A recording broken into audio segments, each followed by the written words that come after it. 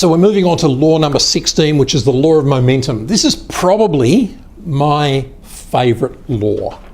And if you can have favourite laws, but it's the one that means so much to me because I've seen it fail so badly. And the law of momentum states that momentum is a leader's best friend. And I couldn't agree with that more. It really is so on your side, and if you don't have momentum, everything comes to a halt. The examples that you can see here, is a ship turning through the ocean.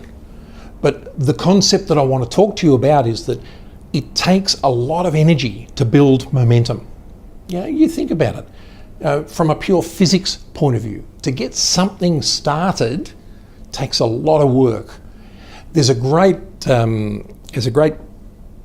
sculpture come activity out the front of the science Questacon Science Museum in Canberra, which is a big granite ball, and it sits in a pool of water, and it's so heavy.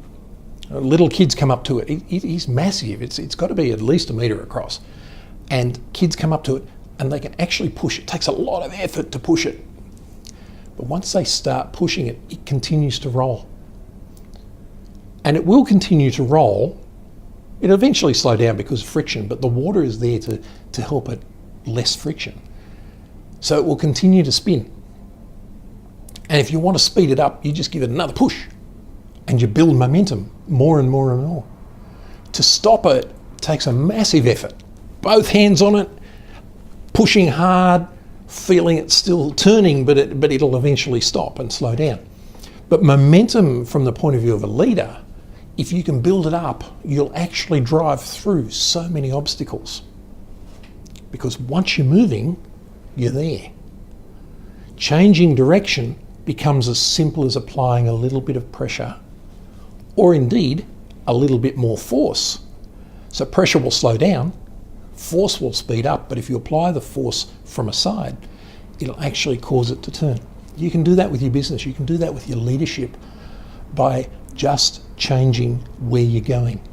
The worst thing you can do, and I've seen so many leaders do it, is come to a stop. We've got a decision point and we're coming up to it.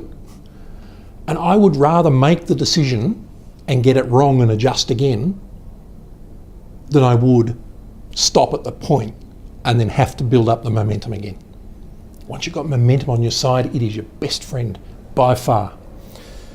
It's easier to implement successful change than it is to stop and start again.